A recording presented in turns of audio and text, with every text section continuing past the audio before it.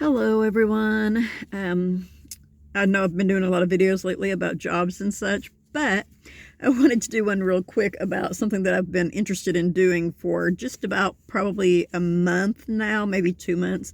Um, Something I've been really thinking about, and what got me to wanting to do a video on this particular thing this soon. And I don't even really know how I would go about doing it, but I was looking at some real estate in my local area last night, and there was a home on there that was really, really, really unique and um, fascinating to me. And that's one of the jobs that it's really what I would really love to do right now is go around the state, even the country, possibly potentially at one point the world, and tour not only unique homes but unique buildings, ones that are really different and um, fascinating, and just let people know that this type of architecture exists, and maybe gain them some interest in it. I don't know how I would do that as a job. Like, I suppose the people that own the buildings would pay me to go and tour them and take a video of the property and like put it out there, like, hey, this is a bed and breakfast that is really unique because it's, I don't know, it's on stilts, or it's a tree house, or it's a hexagon or octagon, and there's a garden and swimming pool and stuff in the middle of it, um, stuff like that. But the home in particular that I was looking at last night is, my brain wants to say north of Guthrie. It's to the east, a little to the north and east. Well, it's in the Muhall. I'm probably not pronouncing this right. It's spelled Muhall. Anyway, it's in that area of Oklahoma. And it was designed by a current OU student of, I want to say, environmental engineering, I think is what it's called. And it had a lot of solar panels. There were 3 greenhouses. The structure of the house itself, to me, is really interesting. There are 2 round sections, and like the inside, the woodwork is just really, really extremely beautiful. But yeah, there's 2 circular sections to the home. One of them has the bedroom, a guest bedroom, a kitchen and dining area, living room, and 2 bedrooms. No, that's not right. One of them has the guest room. It's like a round thing with a little square off each end. And I'm trying to think if there must be like a rectangular area in the middle. I can't recall right now, though, but I believe there is. But anyway, so the one side has the guest bedroom and bathroom and the kitchen and dining area.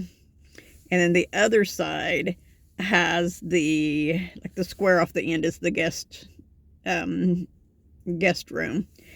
And then the other section has the living room, which has a big fireplace that's right in the center of the room. Or not necessarily of the room, but it's in the center of that section, if I recall correctly. But yeah, that one has the living room and has 2 additional bedrooms. I want to say there's a bathroom for those bedrooms and the living room area. And then off the side of it is the square that's the master suite, which of course has its own bathroom. And then there are 2 or 3 other buildings on the property that can be used as housing. There's one that's across from the swimming pool that has been set up to have a bedroom and a bathroom in it. And there's there's, of course, the cabana. It does have a swimming pool. It has a hot tub. I think there are 3 huge solar panels, and then one of the buildings has 5 solar panels on top of it. Like 5 smaller ones. But yeah, when I was reading it, it says there's a letter attached about the structural design of the home, that was made by the guy who designed the house and built it, who, as I said, is an OU student, I believe, in environmental engineering. And he explains how, I guess, how it's constructed. I keep looking at our pet Izzy's friend squirrel over here. Where did it go? Oh, of course. Oh, look, you can barely, there he goes. Yeah, that's what I keep looking at. Oh, look, he's looking at me now. He's like, where's your dogs, lady? He or she, but yeah. Like, where's your dogs at, lady? I'm gonna have to unzoom. Oh, I guess it unzoomed. It says can't zoom in or out in this mode. But anyway, but yeah, that squirrel keeps looking at me going, where's your dogs? But anyhow, oh yes, the house that this guy designed, I'm sorry, I'm sure I probably already lost everyone's interest by now, which is sad because it's so fascinating to me. The home that he built is built to withstand fire, wind, and rot. And this was done because of his knowledge and education in environmental engineering is what helped him to be able to design this home in this way.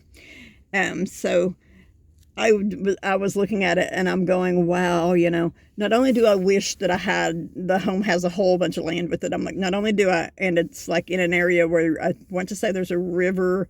The ad for it says that there are several creeks and ponds and I believe a river that run through the property. It has, I'm not going to say exactly how much, but it has hundreds of acres with it. And it's at a very reasonable price for that much land, especially with the home on it. It says the home has 5 bedrooms, and I'm trying to remember, I want to say 4.5 maybe baths.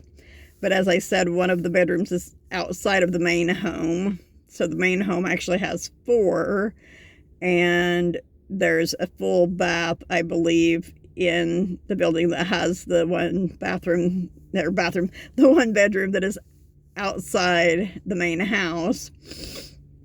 So I think the house itself has 4 bedrooms, possibly 3.5 bathrooms. I know it has at least 3. I think maybe the half bathroom is in the cabana that's out by the pool and hot tub. But I don't know about that for sure because I haven't actually gone to look at the property in person. But I would love to be able to go and tour homes like this and make videos and show other people what these homes are like, especially now that I know that I can rotate my camera around. I love this phone. I'm so glad I got rid of my iPhone to get this one. Sorry, iPhone, your phones are great, and I'm sure you probably have one now that can do this, but the one that I had, no. Not on earth could it do this. But anyway, that's the one that I really, really, really wish that I could be able to do. Of course, another that I wish that I could be able to do, which I had talked about at one point in time with my youngest daughter, would be to have a pet rescue. But me being the person I am, like there are so many dog and cat rescue places out there. Not that I don't love dogs and cats, mind you. And I'm not sure how you would go about setting up for this. It would take some land and you would have to have some buildings and kennels and stuff like that to do it. But what I would like to do, rather than just like a cat and dog rescue, now this would include some cats and dogs, and I understand, like say, if me and like even if my middle daughter, who also lives up here, were to choose to help out with this endeavor, it would be me and 4 of my kids that live up here, which would be 5 people, and one or both of my son-in-laws might want to help out, so it might be 5. It might be 6 or 7 people that would be working. My point is, we could take in volunteers. We could hire on a couple of other people whenever we got the financing to do so and such. But what I would like to do is rescue farm animals, like horses that have been abused, or mistreated, not taken care of properly. Oh, look, and see it over there? That might be a different one, but it's having a great time over there. Rescue squirrels. No, they don't really necessarily need rescuing because they're wild animals, of course. But that is my other passion right now. Hey, buddy, I don't have any food for you. It says you're talking to me. It's just so adorable. Anyway, as you can tell, I'm an avid animal but I'm an avid animal lover. And I would really love to be able to have a farm rescue. You know, someone gets a bunch of cows. They think they want to start a dairy farm or something. They don't have the money to properly feed them or get them treated. Like, once again, this is something that there's no way that I have the money to do right now, but I would love to do it. Sheep, goats, pigs, cows, you know, both. I know it's like, how you going to rescue cows? Like, yeah, okay, someone got a whole herd of Angus cows that they wanted to raise, and they didn't have the money to feed them properly, and they're malnourished, and maybe like some of them are a little sick and stuff. What are you going to do with all those cows? Like, typically people raise cattle to sell or to be butchered, you know? And it's like, you're rescuing them. It's like you don't want to have them butchered. And I would be okay with just giving them a place to live out their days, you know? Any cow can be milked. A lot of people don't know that. One of my grandpa's milk cows was a red and white heifer. I can't think of what type of cow those are, but the common ones you see around, or the most common ones you used to see around, like Arkansas, Oklahoma, Missouri, the dark red and white cows. And the other one that he had was a Guernsey. A lot of people don't even probably know what those are. When you see the dairy cows, there's the black and white ones, and then there's the ones that have the real light tan color and white. And the black and white ones, of course, are the Jerseys that everybody knows, the ones that are on the California cows commercials. And the light tan ones with white on them are called Guernseys. And my gramps had one of those, which actually belonged to one of my sisters, technically. He gave us each a couple of cows when we were younger, a couple of heifers, and any cows that they had became our cows. And that was supposed to be our college fund. It didn't really work out that way, but that's what it was supposed to be. So those are the two things that right now I would really love to do. The unique home. I keep saying unique homes because that was where it started. Unique and beautiful homes. I'm like, you know, some of these Victorian houses around the country and the world and the state and such, I would really love to be able to tour and like show people the insides of. If people have a bed and breakfast, you know. I was trying to come up with some rates for doing this, and I would need to have a couple of people to go with me. Not only for safety purposes, because stuff like that can always be dangerous, but because I think it would be more interesting if there's more than one person involved in it, you know. And I have a friend that I was thinking about asking if I could somehow figure out a way to do it, if she would be interested in doing it. But yeah, like beautiful, like it started out beautiful homes like the Victorian ones, unique homes, like I can't think of what the house is called. There's the house that was actually technically like Rose Red, but instead of a man continuing building onto the house, it was a lady who continuously built onto the house, and it's kind of like a labyrinth, and people have actually gotten lost in that house. But I'm like, that's a unique home, you know. And then there are places that I drive by that it's a total complete, my brain is saying prism, that's not the right word. like the geometrical houses, you know, that have like rectangles and squares and maybe a triangle here or there. I drive by and I'm like, wow, that's really neat. I wonder what it looks like on the inside. I would love to be able to go inside there and take videos of it and be like, this is this unique house. It was designed by so-and-so and built by so-and-so in such and such year. And if they want to give out the like, I would not approve of giving out a total complete address for any of these, but like the town, city, state, country, or possibly like if someone wasn't really wanting to do the tour as advertising, but just to share their home with other people, then, you know, like say if it was in the Oklahoma City metro area, which is where I live, but not per se in the Oklahoma City, then if they didn't want people knowing that, say it was like in Nichols Hills or Edmond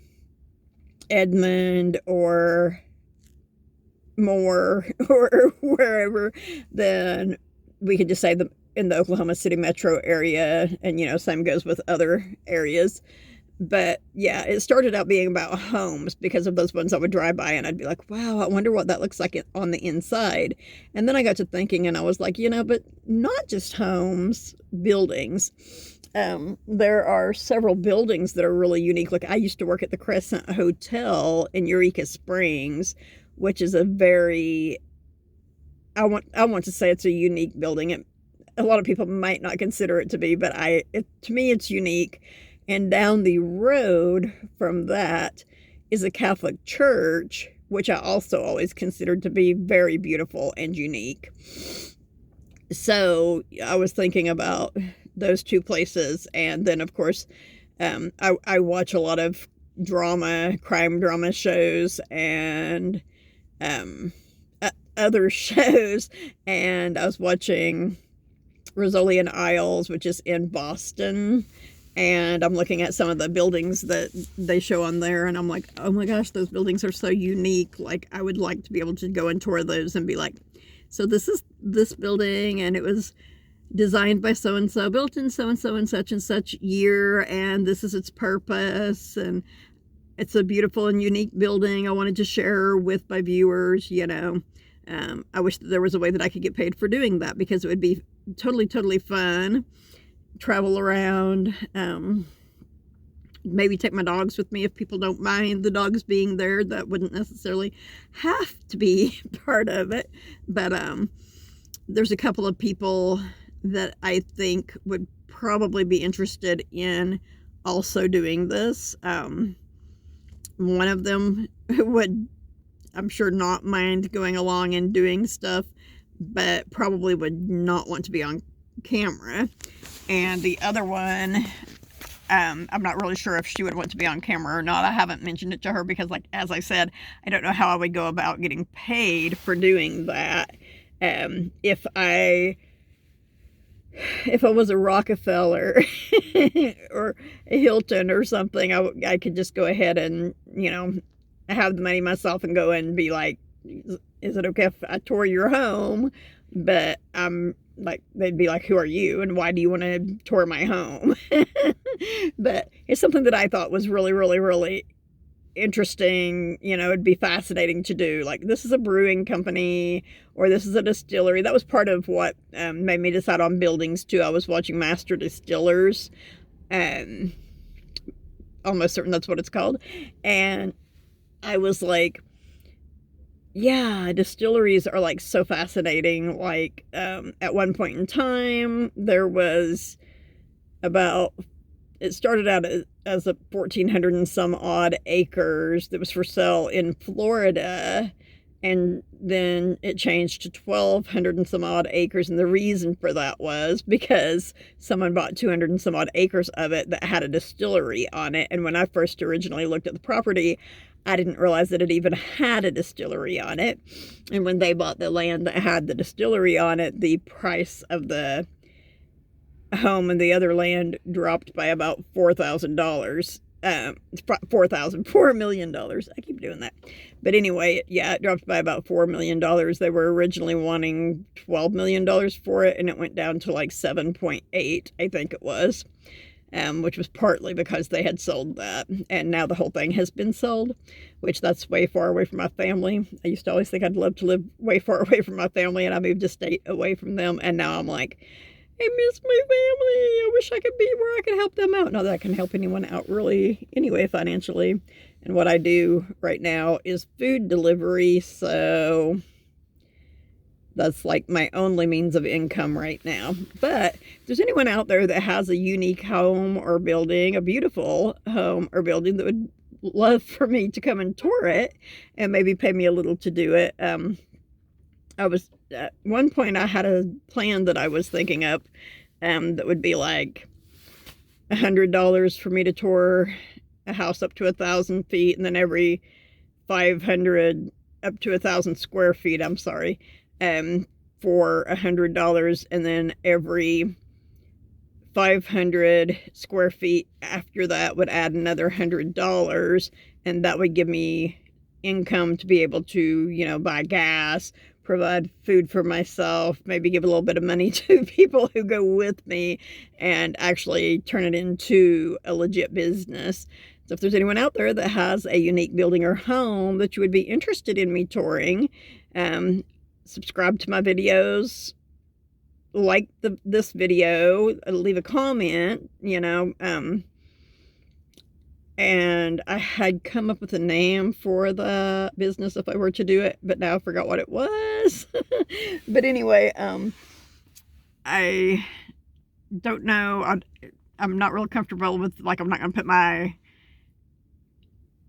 phone number on YouTube or anything like that. So I was kind of thinking about making a Facebook page for it, but I don't know specifically what I would call the Facebook page. And I guess I could start doing some research into some unique buildings and homes and go ahead and make a Facebook page and post some stuff on there about that when I'm not doing my food deliveries and such, you know. But anyway, I'm going to go ahead and log off.